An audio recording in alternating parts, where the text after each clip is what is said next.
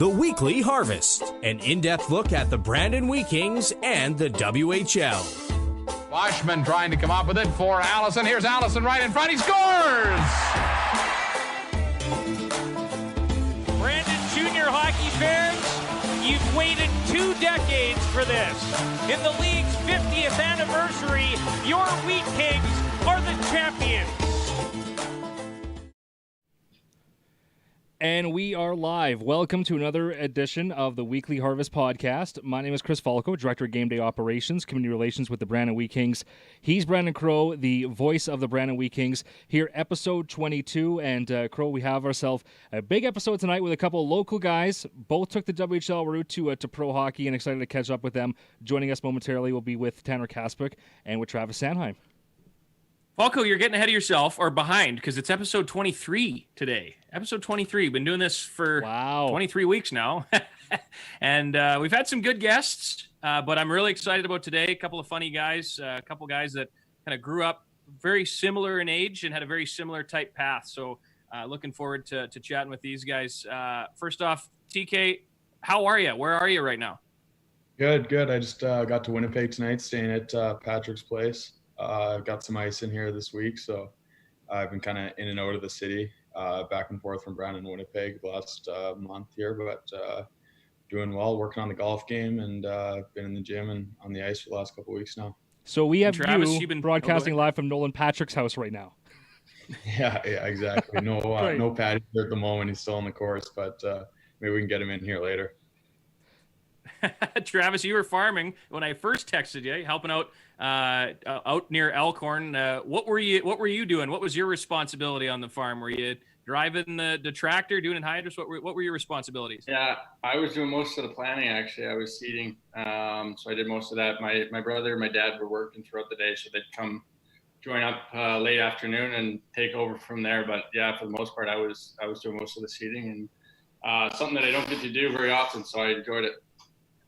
So how many acres and what were you putting in? We had about 1,500 acres, and we were doing some wheat and some canola, so nothing too crazy, and it was pretty easy going. You ever done any farm work there, Cass? No, not at all. I grew up on the farm, but that's the only connection I got to farming. So Travis, if you needed a farmhand, would you hire Tanner Kaspick to come help out? Oh, I don't know. I would think that he would put the work in, so I might look to hire him. Give me a show. Yeah. Well, hopefully you guys aren't looking for more work or more hobbies for much longer. I know for Tanner, your season in the American League with San Antonio ended with a bit of a thud in more than one way, and we'll get to the relocation of your team shortly. But obviously, Travis in a situation too where the season kind of is in limbo still. Trav, I want to get your thoughts. When the season kind of came to an end, what was the general consensus amongst the group? Were you optimistic that, it was going to get back up in a couple of weeks? And as it's gone on, what's the mood been like amongst your teammates, maybe in your group chat or your conversations with the guys? Yeah, I think we were optimistic early on. Weren't really sure what was taking place. And we were kind of in a good streak there, middle of a good streak, and feeling good about ourselves. So obviously disappointing, but as it went on, it kind of seemed like things weren't going well, and it wasn't looking good to finish the season. But sounds like things are moving along here, and we should get a chance hopefully later this summer to play some summer hockey. And Tanner, 59 games in San Antonio, your second kind of full pro season after 46 games the year before in the American League and a cup of coffee in Tulsa in the East Coast League. Now, kind of solidifying yourself as an everyday American Hockey League guy, to have your season kind of end the way it did, and then to find out that the San Antonio team was relocating and your kind of home was going to have to change. That all had to be a bit of a strange time for you too. Yeah, a lot going on there towards the end of the season. Obviously, with COVID, everything kind of ended pretty unexpectedly for everyone, and things happened pretty quick there as soon as we kind of heard it was affecting other leagues, and it didn't take long before we realized that our season was probably done. So that was obviously unfortunate. We had a better thing going in San Antonio this year than we did last year, and had a real good shot at the playoffs. So it was an exciting stretch of hockey that we're kind of going through, and when all this went down, and obviously the move is just kind of something that's out of your control, and San Antonio has been a really good spot to live and play in the past couple of years, but it's always nice to kind of switch up the scenery anyway and get some new experiences elsewhere. So when the season kind of ends for you, I mean, there was a little bit of time when there was a hope that even the AHL and the leagues might continue. Once it was canceled, though, your mental headspace has to switch to, well, when hockey comes back, I have to be ready for it. What have you done, or how have you found the training, Tanner, in this time without ice? Have you found a way to stay game ready or hockey ready, or is there a way that you even could? Yeah, for sure. I think for a couple of weeks when I first got back, I think I used the chance to take a break and kind of rest the body, knowing that we weren't going to be playing within the next couple of months at least. So right after that, fortunately to have a good trainer with Bobby Schramm and Brandon and a lot of staff with St. Louis who was making sure that we were getting our workouts in and staying in shape in case we were going back down. So that's about all you could do is just kind of hit the gym and all of that. And unfortunately, the last couple of weeks I've been able to get on the ice again, and feels good to get back out there and kind of shake the rust off a bit. How are you working out, Travis? Is it just flipping tires out on the farm and swinging a sledgehammer? Because I can't imagine the Elkhorn gym facilities are quite NHL caliber. Not quite, no. I actually, as soon as I got home, I got a place here in Brandon. So as soon as I got home, I started ordering gym equipment and kind of pieced together. Had a couple weeks to renovate my garage a little bit. And so I got some gym equipment, makeshift gym, and it's been doing the trick so far. Obviously the farm does help, but not quite the same. Now, I mean, you guys are both local guys, so in the off season around here, who would you guys be working with anyway? Is there a local gym or local trainer you guys would be spending time with? Yeah, we're both actually at the same gym. We're over at Outperform with Bobby Schramm and that crew over there, and it's been good. They run track and they got a gym facility. I mean, the Wheat Kings, I think, run through them as well, so I'm pretty familiar with them and a lot of hockey guys in the gym. Now, I made the joke about Elkhorn, and that is probably the most common theme between you two guys, is that on your Western Hockey League path, first, Travis, I mean, you kind of grew up there and played in the rink there, but TK, you were eating there far too many times, in my opinion, because we ate there a lot, but it's so good. That's why none of my suits fit anymore, because I don't go and skate it off like you guys do. But for those that don't know, for probably 40 plus years, the Wheat Kings have been eating in Elkhorn. The ladies auxiliary do a great job. Full meal for the guys when they go to Moose Jaw, Regina. I know Calgary started it. Did that start with you, Trav, or how did that all start too? Yeah, it did. My second year, the assistant coach that was kind of organizing everything just asked me if there was any spots between Regina and Brandon that we could grab food, because he was looking everywhere, couldn't find anything that was suitable for us. And I had mentioned that the Wheat Kings were using it as their pregame meal, and that I'm sure that they could do something similar with us depending on what we wanted, and worked out well. And I think I don't know if they still do, but I think when Lane Toder was playing there as well, yep, they were definitely stopping in too. So maybe I started something there. And I think the U of M Bisons as well, and there's a couple of CIS teams that stop in on their way through too. And I think the Prince Albert Raiders may have stopped in there once this past season as well. TK, was it weird eating turkey before a game? Like, to me, that seems like a pre-nap meal, not a pre-hockey. Well, it was a pre-nap meal for sure. Yeah. Fortunately, we had a few hours until we got to Regina and Moose Jaw, so we could kind of sleep that one off a bit. But it was like some of the most delicious meals I've honestly had are in that rink. And we kind of joked that like it almost ruined Thanksgiving and Christmas dinners for us because they did such a better job than at those kind of meals than what our families would do. So if I gotta ask, it was a cool experience to stop there for sure. I'll ask both of you this. TK, which player over your career, and Travis, think of this too, was the one guy you couldn't keep away from the cake and ice cream line? Me, maybe. I don't know if I passed up on that too many times. It was some of the best chocolate cake I've ever had. I kind of miss it, but I don't think many guys would skip out on it, honestly. Oh, nobody was skipping out, but for Tanner would be one for sure. Couple servings there. Oh yeah. So when you guys were growing up, was there any teams that you guys would have played on together? Because I know there's a couple of years difference. Was there any crossover that you guys can know of? Remember? Just a summer league team.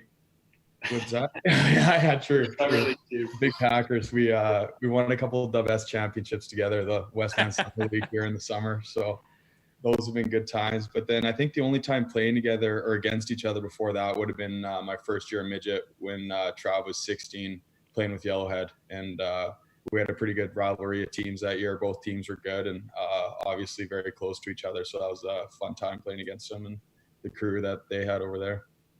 Now, obviously, you guys, are part of a crew of. There's always been some good players from Westman roll through, but I want to say in the last, 5 to 7 years, the Westman, Brandon-born, and surrounding area talent that have gone through the Western Hockey League. I know, like even today, for example, it's Max Paddock's birthday. He's another guy from Brandon. Obviously, Goody and all these guys from Brandon and surrounding area, Elkhorn and everything. Do you guys all kind of have that connection because you train a little bit, and do you maybe use it a little bit as motivation? Trav, I'll start with you. Yeah, I think it definitely helps. I think with the local communities not really having gyms, you come into Brandon, you meet all these guys, and kind of create that bond with them and friendships along the way, and it just kind of pushes you. You come into town. I know for me, example, I started training with Jace Howerluck and started pushing myself against him, and he was at the time was playing Brandon at 16 and was a top pick, and you start training with those guys and see what they're doing and pushing against them. It only makes you better, and I think we've kind of got a good crew, even starting with Pulak and working its way down from him. We got a lot of good group of young guys that are coming up here. And TK, would you agree with that? Yeah, absolutely. It's almost like we got our own little summer team, just with the guys who train in Brandon and skate together. And over the years, we've all gotten pretty close. And I think we're really fortunate to live in such a hotbed where there's so many good players of our age around us. So it kind of keeps you motivated through those summer months. And, you got like mentors like Ryan White and Matt Calvert, who kind of led the way and who we've all been following since. But we're definitely fortunate to grow up in an area where there's so many good players around us, even as kids, so that we could always have good competition, even when you go to the small towns around Brandon. So very, very fortunate for the players that are around us for sure. Travis just mentioned Jace Howerluck. So, Trav, the last time I saw you, it was last summer. We were at Tim Hortons for Camp Day. It was Travis, Jace, and we went in the back, and they were going to let us make donuts.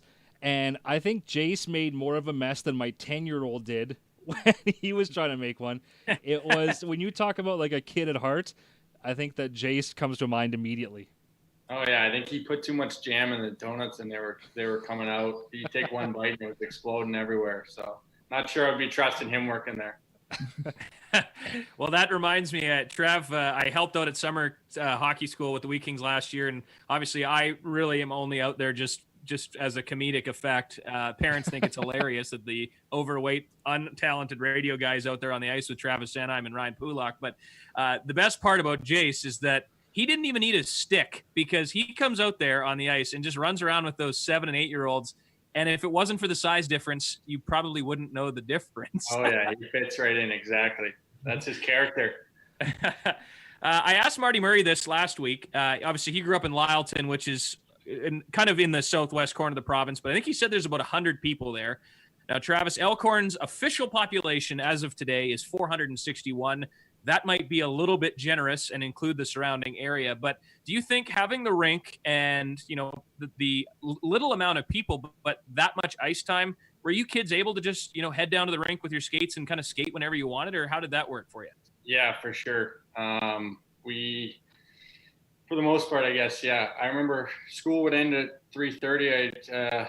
My grandma lived in town. I'd go over there, eat a snack, and I'd be over at the rink by 5 o'clock. And my mom would be trying to yell at us to get off the ice because we'd be out there all night. So, we had tons of ice. I remember even snow days with the school.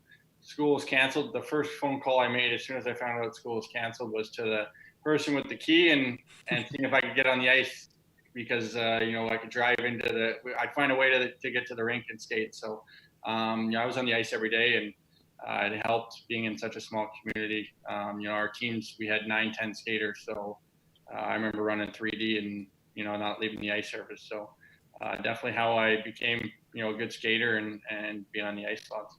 And Tanner, considering that in Brandon, obviously a much bigger population, but there's only 4 indoor sheets of ice here, and when an egg event comes in town and you remove a couple, ice can be really hard for kids in Brandon. Did you find yourself going to the outdoor rink a lot, just trying to find that when you were a kid, or did you have a special line where you were getting more ice time?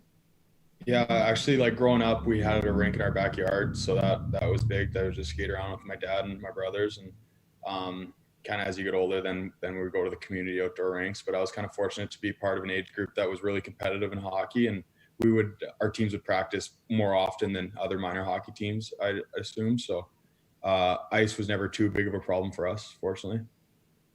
Now, you guys both have siblings that are, again, really, talented athletes. And Travis, of course, your brother Taylor had a couple of seasons in Calgary and finished in Penticton, I believe, on the same team as Duncan Campbell that year that they had a really long playoff run. And now, Tanner, your younger brother Mason is up in Flin Flon playing Junior A as well. Is it kind of cool as an older brother to look down and be like, hey, you know what, this kid's playing junior, and he's getting to live kind of the dream that you guys had. TK, I'll start with you. Yeah, it's super cool, and it's also just really cool to see the development that he's made over the past few years. He's just improved so much, so it's always cool to see him. Every time I watch him, he seems like a whole new player, and I know he had nothing but a good time in Flin Flon this year, and they treat their junior players well up there, so it would have been a cool experience for him. I wish I could have got up there, but obviously with the season ending earlier, didn't get the chance to, but he is definitely having a good time. Yeah, same for me. I mean, I was in a little different situation. I was playing with my brother, so sometimes that can be hard. He gets in a scrum or gets hit or something like that. You tend to want to be the guy that the older brother is sticking up for the younger one, and can kind of come that way. But in saying that, there's a lot of benefits to it as well. I mean, we work well together. I'm sure guys playing against us at younger ages would have said the same thing, and I think that's definitely benefited me having a twin brother growing up, being able to compete against him and competitive. And like I said, there's two sides to it, but I wouldn't have had it any other way. It was a good 2 seasons with him, and he was fortunate to go to Penticton and win a championship there too. And now he had 42 points playing senior last year. Did he? 42 points playing senior. So when your career is over, Travis, are you going to be a Minnesota Elkhorn Seahawk like your brother? Well, I've already told him he's got to play long enough to make sure that he's still there when I'm done. I got to ask one more question, you, Trav. I don't know if you remember this, but you might have just been drafted or maybe a little bit before, but you played probably your last season of senior ball with the Elkhorn Expos. Do you remember what year that was? That have been 2 or 3 years ago, maybe? Probably shouldn't have been playing, but I have no idea. Yeah, so I remember I was playing for Verdun, and I think you had just signed your first deal, and you were catching, I believe, in Verdun. And there was a collision at the plate, and our manager said, do you think Ron Hextall would be happy with Sanheim getting run over at home plate right now? And we all couldn't believe that you were catching. And then about 2 innings later, you're out in the outfield. And I thought, okay, that's probably a safer place to go. Did they make the decision and tell you, hey, quit playing senior ball, or did you decide this probably isn't best for my development? Yeah, I hit a spot where I probably felt it was best not to be playing ball. But no, I enjoyed it. I wish I could still play. Something that growing up I played every summer, and I think it's good for kids to get out and play other sports. And that was even with Hexie, actually, that was one of his big things, was going home in the summer and playing other sports and getting out and doing other stuff. So I'm sure he wouldn't have liked the collision at the plate, but he probably wouldn't have minded me playing a little baseball. How about you, Tanner? Growing up, were you a multi-sport? You like playing other things besides hockey? Yeah, I played baseball as well every summer until I was probably about 13 or 14. The 97 age group, the guys a year older than me, we had a good team. So a lot of good ball players in that age group, and we were able to host Westerns one year and do pretty well there. So a lot of good memories definitely playing those sports. And I think it, like Sandy said, it kind of helps give your mind a refresh to try something different, and it translates to hockey in more ways than you think. I got a question coming in on the old text line for the Weekly Harvest. This one from Dan Block. TK, you'll remember him. He's the RCMP liaison for the Wheat Kings during the Memorial Cup year. And he said, ask Tanner about his fight with Reed Duke last season. So what started that? Fight I didn't know Duker? you fought him. What? Yeah. What? How did that Hear start? the story. So me and Duke are we're really good friends with Brandon. We still are. And we just kind of, most of our humor together is just chirping each other. And it just started like every face off, he'd be chirping me and I'd be chirping back, and we would just be laughing at the start. But then eventually I think he he said something that I was grumpy and I just kind of got pissed off. Like, well, we can go if you want or something like that. And then he laughed it off, and I just kept cross-checking him the whole game. And then all of a sudden I cross-checked him. He lied on the ice for a while, and I was going for a change. And like my whole bench was like, Kaspick, look behind you. And I like all of a sudden I just see Duker, you want to go? And I couldn't believe when I saw him there. So who won? I think I did. I think I'll get myself the edge on that one, but we will have to find the video of it, Chris, and maybe tweet it out and let the fans decide. Yeah, I can't believe that happened and we didn't hear about that at the same time. I know. That's wow. That's fantastic. Any other former teammates that you fought last year that we should know about?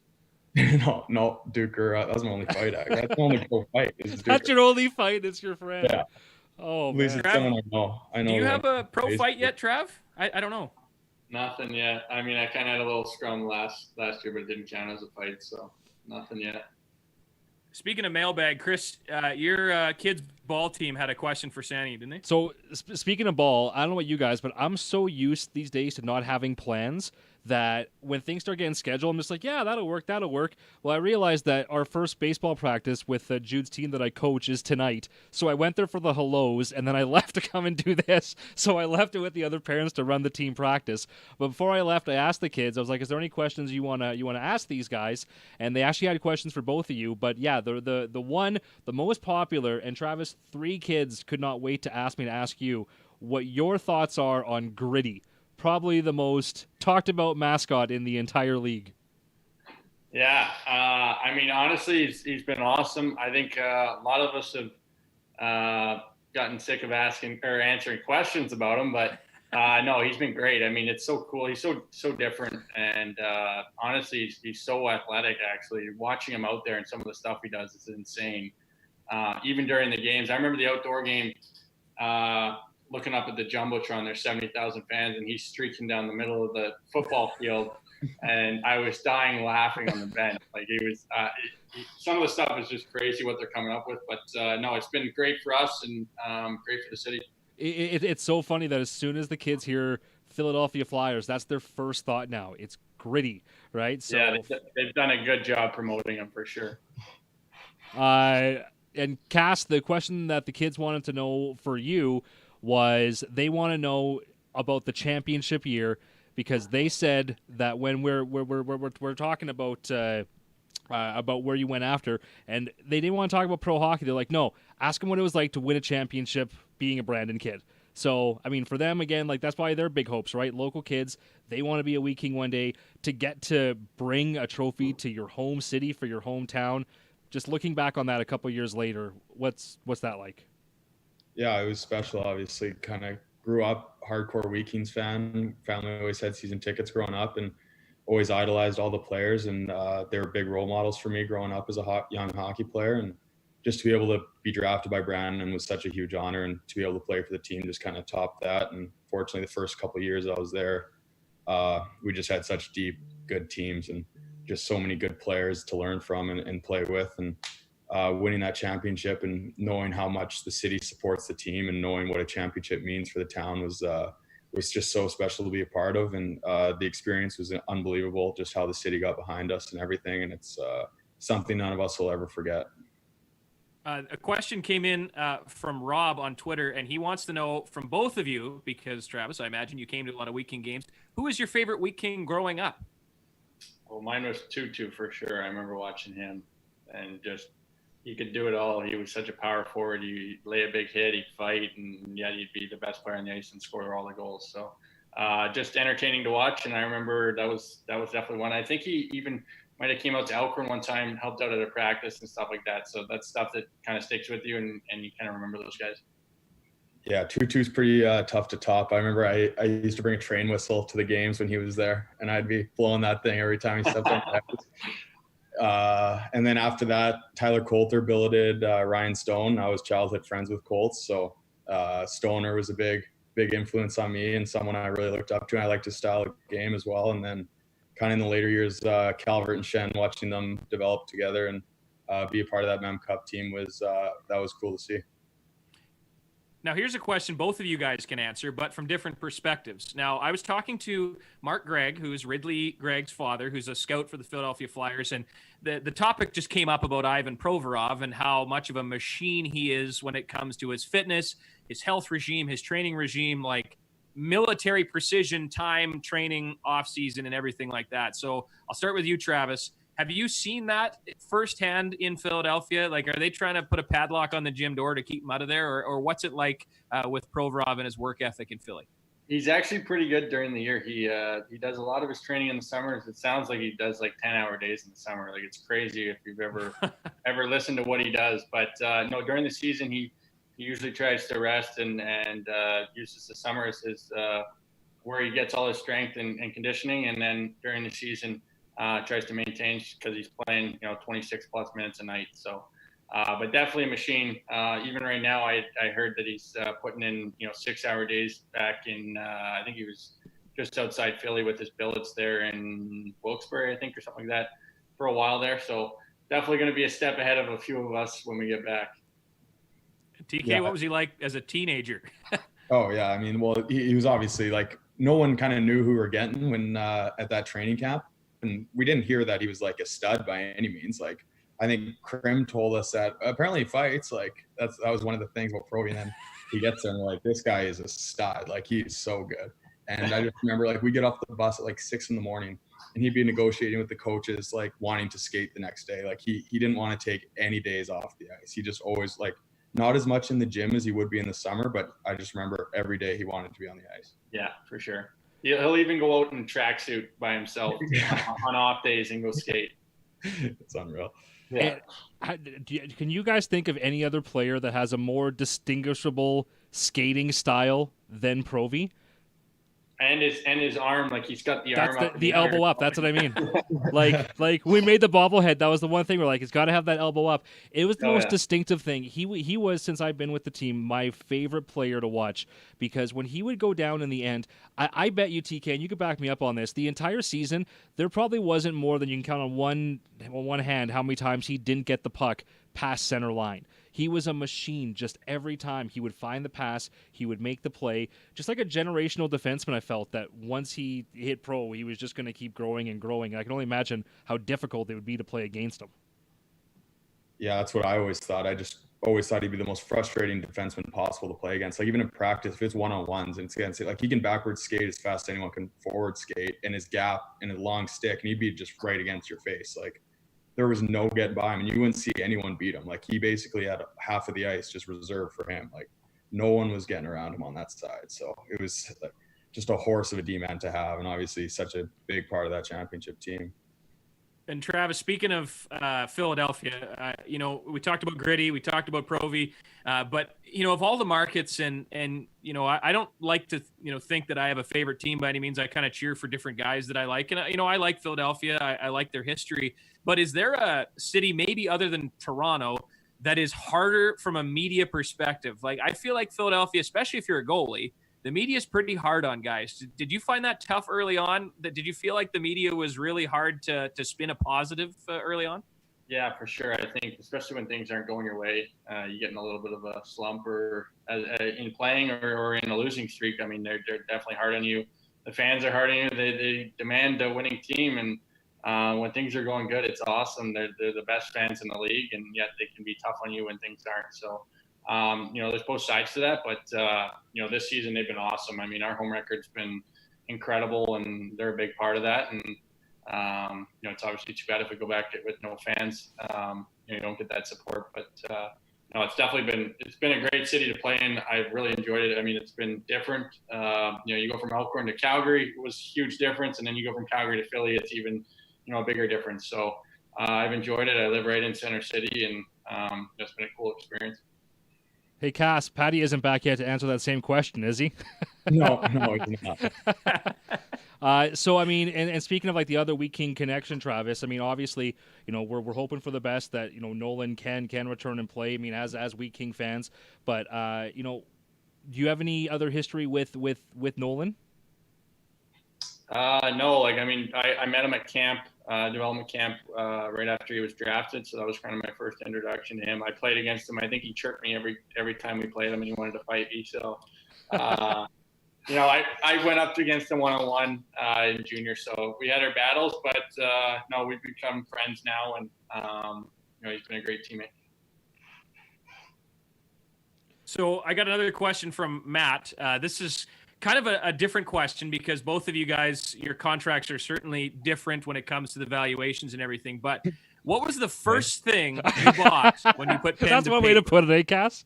Well, no, I don't. I'm not knocking you, Kaspick. I'm just saying. Oh, trust me, I would take Cass's contract over mine or yours, Crow. So I don't know who's the one I would laughing take here. half of TK's contract. My God. Like, but what was the first thing you bought? That's what I'm trying to get to. What was the first thing you bought when you signed a deal? At any point, where you weren't all of a sudden just making a couple $100 a month playing junior.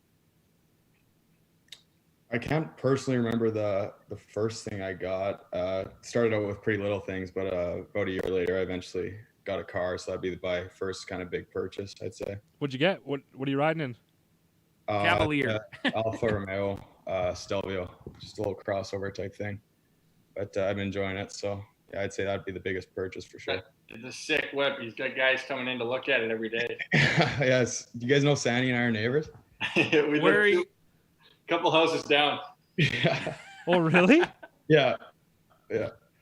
So TK, have you I know in the American League, are you living with a guy? Do you have your own place? Do you have a condo? Do you rent a place? What's your living situation in San Antonio the last couple of years? Yeah. So you're on your own for housing. So the first year I just got my own apartment. And then this past year I roomed with Ryan Olson, who used to play in Kelowna and then was with the Jets system for a bit. So just kind of wanted to try both ways.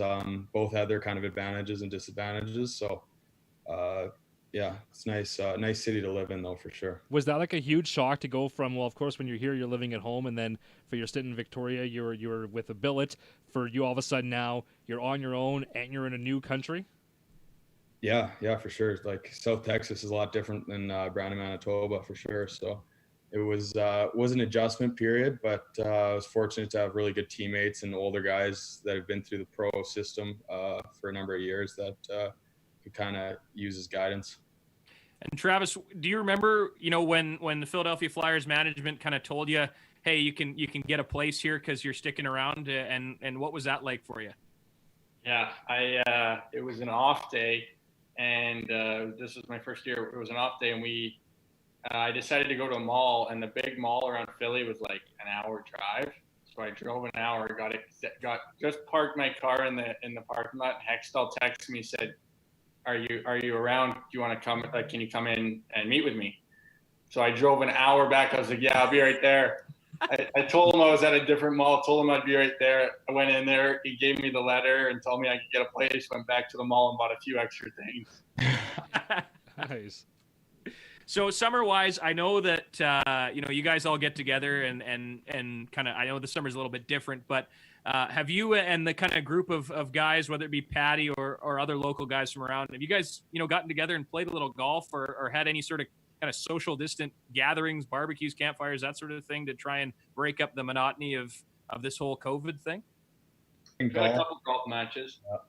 Yeah. Who's better? I think we won. Didn't we win? Can't even remember. Probably. I went cold. I lost about every match I played in for like 3 weeks. If you guys can't remember, then you probably did it right. So I think we were pretty close. that's fine. Yeah, no, golf course has been buzzing this year for sure. A lot of hockey players have been out and about at the course. You can go if you're for Wheat City, even if I'm not golfing with Sandy, I think I've seen him out there like 3 times. Yeah, join up mid round on the 9th hole and another 9. Skip across and play 27. But yeah, no, it's, golf course has been a good spot during this kind of time to still see guys and hang out. So Trav, I got to ask you, I mean, do you think that it probably be a very political answer here, but do you think that the NHL will resume? Like, what are you being told? I know everyone thinks it's going to, and there's lots of planning, but if it does, are you excited about it? Or are you a little apprehensive because of, all of a sudden you're jumping right back into a game situation? I mean, I'm definitely going to be excited. It's playoff hockey. I think everyone wants the Stanley Cup to be awarded and wants to win it. So I'm definitely going to be excited. I'm not sure exactly where we're at, but everything, sounds like it's going to be positive. Obviously, there's a lot of steps that got to be taken properly in order for us to do so. And, us players have to agree to go back and play as well. So there's different steps along the way. But right now, I would say it's at a good place, and sounds like we're going to be back playing at some point. And TK, obviously you're, trying to, you've really gone from a guy that, kind of cracks into the American Hockey League. You played most of the year, had some time in the East Coast League, and then had a real good second year. What sort of feedback are you getting from the management in St. Louis regarding your development? What are they saying to you about, what you need to do or what you need to, try and get to in order to reach the level that, Trav is at? Yeah, I think they've been positive with the jump I made from my first to second year. Became more of a regular player the second year and played more minutes with an actual role on the team where I was relied upon every night, and that just kind of allowed my confidence to grow, and you get more comfortable out there, and they just want me to keep working on my game. They want me to play the defensive style and shutdown style that I've kind of always been known for. So obviously first step and speed is the things I'm working on, and just the skill to be able to make plays at the fast pace that pro hockey requires. Did the jump from junior to pro shock you? I wouldn't say shock, but definitely maybe more of a jump than what you'd expect, just because, I don't know, the age, whatever, experience, you're playing against men all of a sudden. So it's obviously the American League is a competitive league, and when you're kind of in and out of the lineup, it's sort of tough to find a groove and get the confidence that you need to play at your best. But I feel like over the past couple of years, I've adjusted and developed my game to suit that style more. Trav, another question rolled in on Twitter. Who's the hardest player that you've had to defend? McDavid, McKinnon, those guys, a couple nights I've had to, try to shut those guys down. It's pretty hard to keep them off the score sheet. So pretty difficult and can frustrate you. I remember this year, McKinnon, I thought I had him wide, and he threw a saucer pass between my skates back door for a tap in. So it's kind of, you come back to the bench and your partner's like, there's nothing you can do about that one. So you learn to try to defend those guys, but at some point you got to tip your hat to them as well. We got some rapid fire stuff we like to get to as we kind of wind this down. Favorite and least favorite rink to play in the Western Hockey League. Oof. TK first. Okay, favorite. I'll say Seattle, because that's where we won, and the atmosphere there is always buzzing. Like when we went there in the finals, or if you're just there on a Tuesday in the regular season, like that, the crowd was so rowdy and so involved that I had a lot of fun playing there. And then least favorite, I got to say Swift Current, probably just getting off the 6.5 hour bus ride and hopping right on the ice there. And it's kind of, especially my first 2 years, they had a really big team, and it's just the ice just feels small out there. So I'd say that'd be my least favorite. Mine's got to be Brandon, favorite. Coming back home, you get to play in front of your family and friends, especially as a young kid. You idolize the Wheat Kings, and to be able to have those guys come in and watch you, and it was kind of a big thing for me and my community. So definitely my favorite. Least Prince Albert. I don't think I ever scored in Prince Albert. Oh, that was a tough run. It felt like it was so dark, and the fans were right there on top of you. And I remember getting hurt in Prince Albert as well. I think the boards were made of concrete. So that was definitely a tough ring. The most skilled player you played with in your junior career? Start with Travis this time. Jake Virtanen, easily, without a doubt. That guy could flip a switch and turn it on and be the best player when he wanted to. And just his skill set, he was a power forward. He could blow by defenders like it was nothing and take it to the net. So, I got to watch that for a couple of years, and definitely learned a lot from him. TK, most skilled guy you played with? I would, from Brandon, I'd have to say Patty. Just so smart, so skilled, so efficient. Sitting there, isn't he? He's standing behind the camera. Yeah, he's finally back. So I don't want to get kicked out. I need a place to stay tonight. So. But then in Victoria, actually, Matthew Phillips was right up there. He was so smart. So it's like for such a small guy for accomplish like what he could do in a season, it was pretty incredible. And he's even transitioned that to the pro level. So he's a special player for sure. Most memorable goal you've scored, either pro or junior, TK? Game 1, the finals, that overtime goal for me for sure. I was gonna say you don't have to answer because we just re-aired that game last week. And okay, before I get Trav's answer, because I know we're supposed to be doing rapid fire, but TK, that goal, that was one of the craziest goals I've ever seen live. Go you just walk us through it, because Duncan Campbell comes down, he shoots it, it ricochets and goes off the glass and comes back out. And you batted out of mid-air, like baseball style. When that was all happening, was it like in slow-mo where you saw it floating down in front of you? Or like how fast did that really take place? Yeah, no, I don't know, actually. It was so weird. Like I didn't see the puck until it was like right over the crossbar, and I was kind of just right in my wheelhouse. I was just so lucky that the timing happened to work out, that by the time I was to the side of the net, that the puck was just sitting right there. So kind of put the baseball skills to the test, and fortunately was able to connect with it. Trav, most memorable goal? Double overtime winner against Medicine Hat to send us off to the conference final, and then getting beat by Kaspick in the weekend. So, but no, that goal was pretty cool.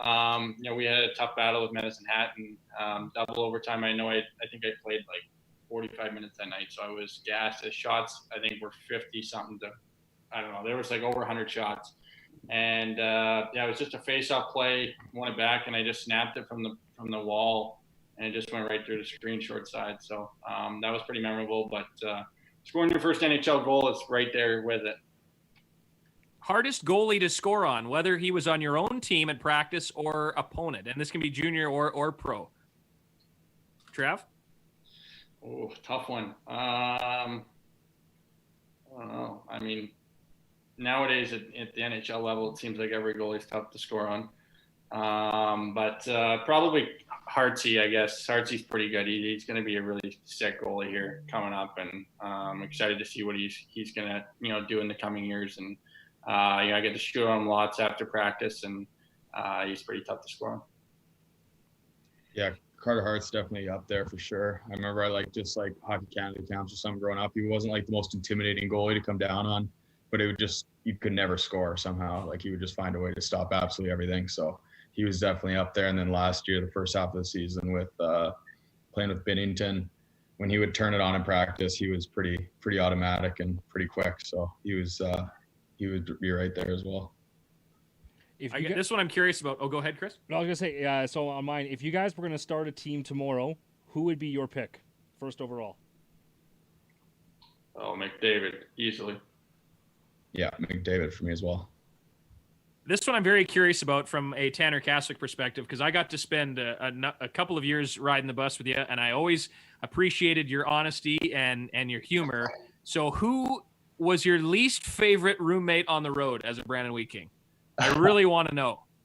Well, like best and worst at the same time. Best and worst, yeah. Worst, like in the way that I'm just bugging him, is like Jordan Paperny for the whole playoff run there when we won it. We were roommates all the way through, and we'd have good battles, and we had a lot of fun too, though. Every night before a game, we'd order wings, and we'd have big debates of where the best wing spots were in every town we were in, and then Patty and JQ would order them as well, and then we'd debate with them the next morning whose wings were better and stuff like that. But just so many good memories of being on the road with the guys, and you're not exactly excited to get on the bus during the season, but now that you're removed from it, I'd love to go back and be with one of those groups again, traveling across the prairies. Trav, do you have any bad roommate stories from junior? I don't remember a bad roommate. I remember my first year though being guys getting stuck on the cot. You had one extra guy and they'd have to go and sleep on the cot, the youngest guy or something. But I never had to do that actually, so I was fortunate. I think I was playing every night, so they usually tried to stick somebody that wasn't quite playing, and got saddled with that one.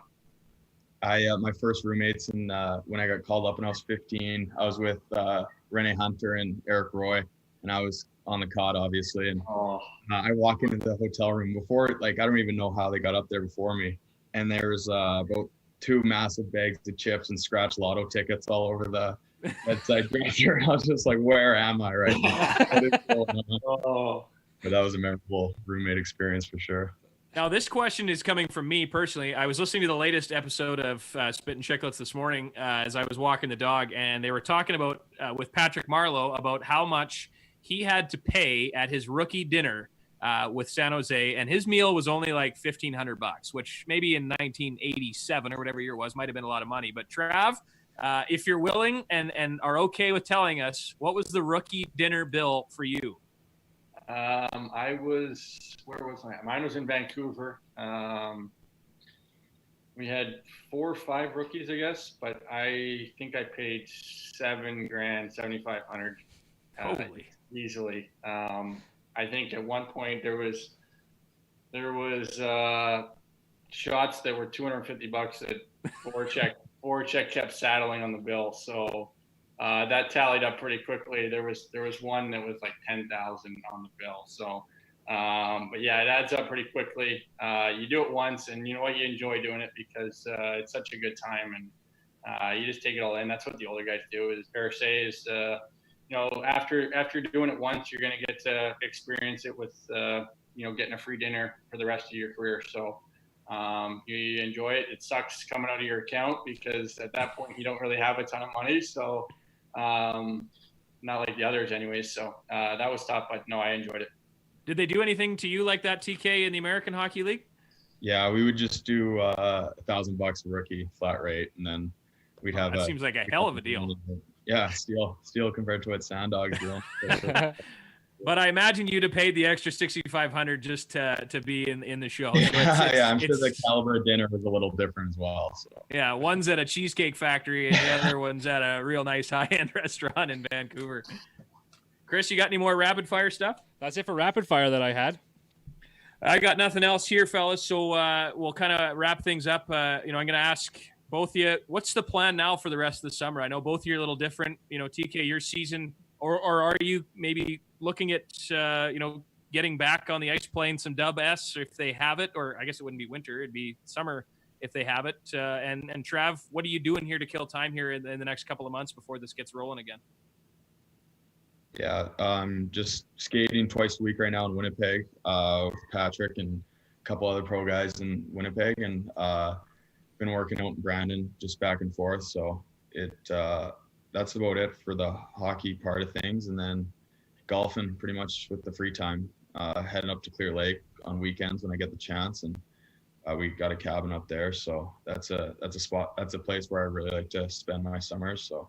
Tyler Plant hasn't talked you into buying a Bears Den cabin yet?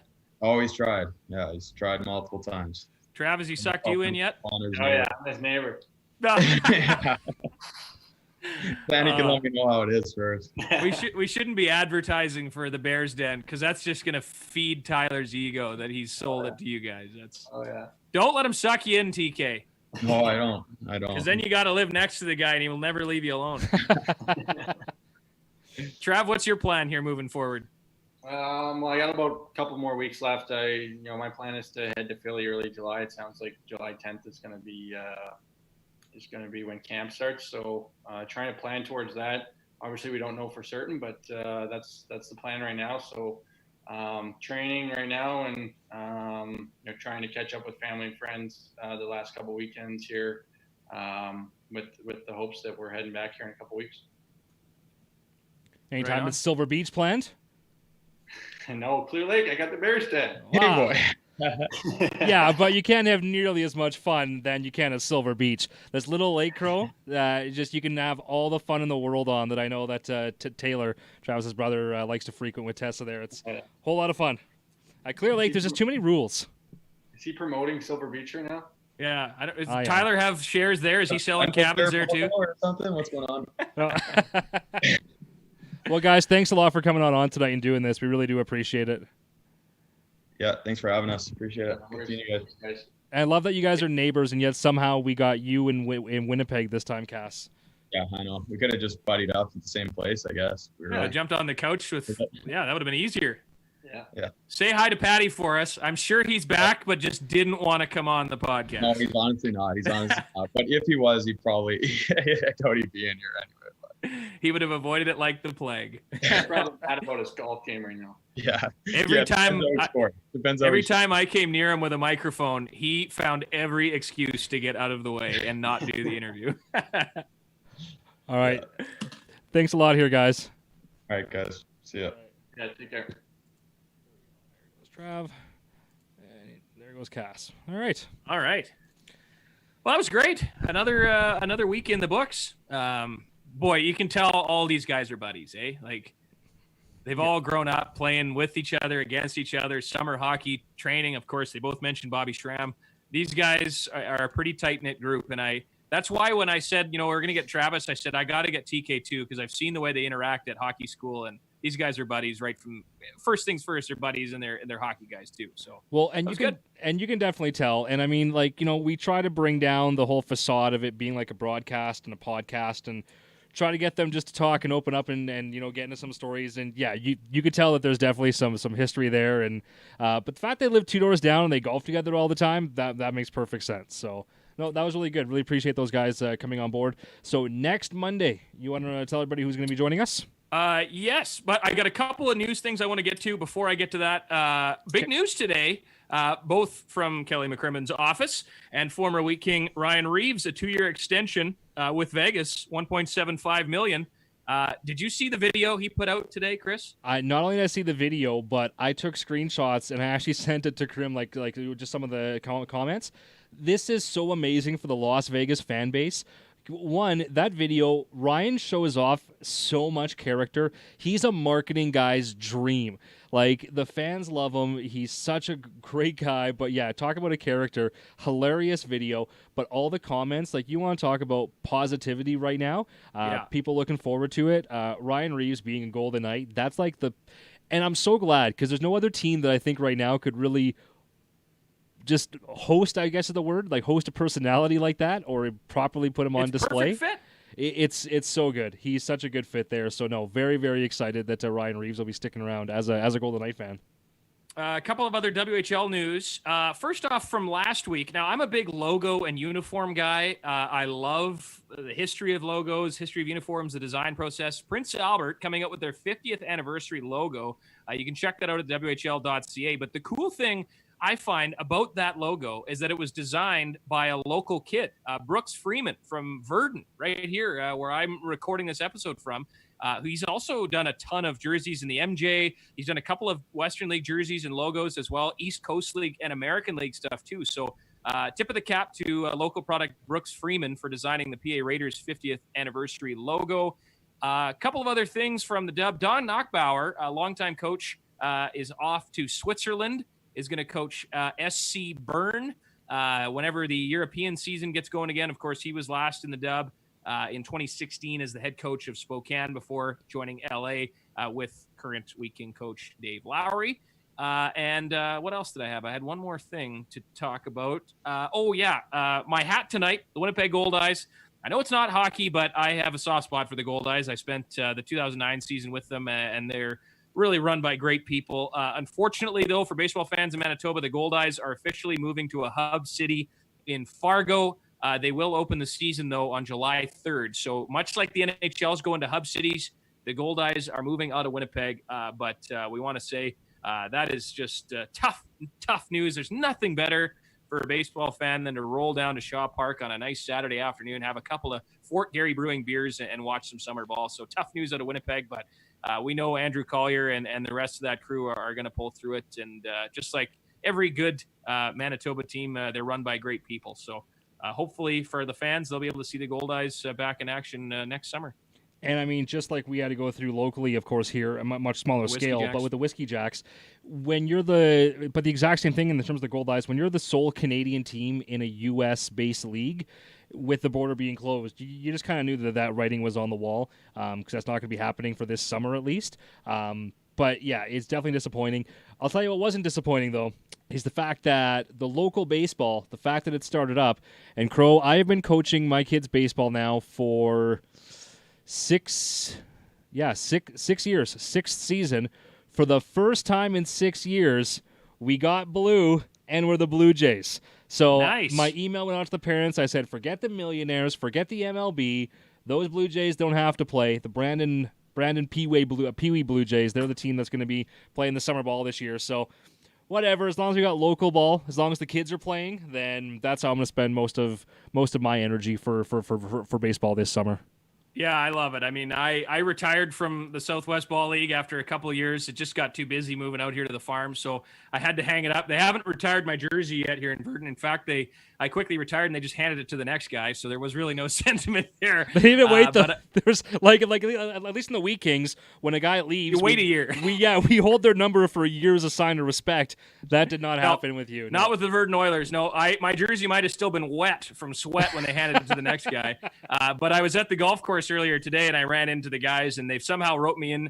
I'm going to be the public address announcer in retirement for the old Verdon Oilers. So I can keep my radio pipes nice and warm this summer. And I like you, I'm super excited to get back to just some normality with some baseball and just being outside with the boys. So with that being said, when we started scheduling these podcasts, we kept saying Monday night at 8 o'clock because there was nothing going on. Well, guess what? I now have baseball on Monday and Wednesday nights. So just so people know, it's going to kind of shift around a little bit, but we're still going to stick with the Monday nights. We'll let you guys know about different times. But thanks to baseball being back. It's a good problem, honestly, because for the first time I actually have stuff in my calendar again. So super nice. But so just so everybody knows, Monday nights, things will be changing a little bit. But as even I say on the radio on the weekends when I promote this, Crow, I don't know about you, when you tell people, I said like 99% of our listeners, they listen to this afterwards, right? We appreciate those that are listening right now. Right now, there's like a dozen. It's great. We love those people because they can ask questions, be a part of it. But again, the whole idea of the podcast, it's whenever you want to listen to this, you can listen to it. Listen to it in spurts. Let's skip ahead. Listen to it 2 times, 3 times. We can sound like chipmunks. You can whip through this thing in 20 minutes. Do whatever you want. But that way it's on your time. But if you want to catch it live, we're going to do our best on Twitter to keep you informed of what time the start time is going to be. But that won't change for most people listening to this. Yeah, and next week, our guest, we're going to go back to the radio booth. We've had, Dan Duva, the radio voice of the Vegas Golden Knights. We've had Pete Weber, the radio voice of the Nashville Predators. And, of course, we have to stick here locally. If we can peel them off the golf course, Brian Munns, Winnipeg Jets radio guy, of course, along with former Goldeyes voice Paul Edmonds, do a great job on radio and TV for TSN and the Jets coverage. So Brian has been a mentor of mine for a while. He will join us next week. He's also a good friend of Don McGilvery, assistant coach of the Brandon Wheat Kings. So maybe we can get some golf course tales of Donnie McGilvery and see how his short game is coming along this summer. But next week, we'll let you know what time exactly in our tweets and in our promotions. But at the end of the day, next week's podcast will come out officially, as always, on Tuesday afternoon. It's just the live part that might be a little bit off schedule. And if you have any questions that you would like us to ask Brian Munns, you can drop us an email. It's qweeklyharvest@gmail.com. That's the letter Q, weeklyharvest@gmail.com. Send any questions, any comments there. We would love to hear from you. Right on, Chris. Well, enjoy coaching the boys baseball and really enjoy getting back out and make sure you wear some sunscreen. Man, you know what? Honestly, I am just so excited. I didn't want to leave tonight. I was excited to talk to these guys, but, you know, when you looked outside and it was just like the perfect night for ball, and my phone keeps buzzing from all these parents. I'm sure, all these Snapchat videos, and we have to catch up of the kids having a blast out there. But just seeing them all come together, and we're lucky. On our team of 12, 10 of these kids have played together on the same team in the last 2 years. So they're all basically already friends. They're buddies. They've all played hockey and baseball together now for years, not just the last 2 years. But so it'll be a lot of good. Looking forward to it. But have yourself a good week, and hopefully we can get out fishing here together soon as well, if this wind would ever die down. Yeah, I don't want to get stranded on Oak Lake on my kayak with you. That doesn't sound like a whole lot of fun. So, so much. Hopefully the wind dies down. And either way, have a great week, and we'll talk to you on Monday.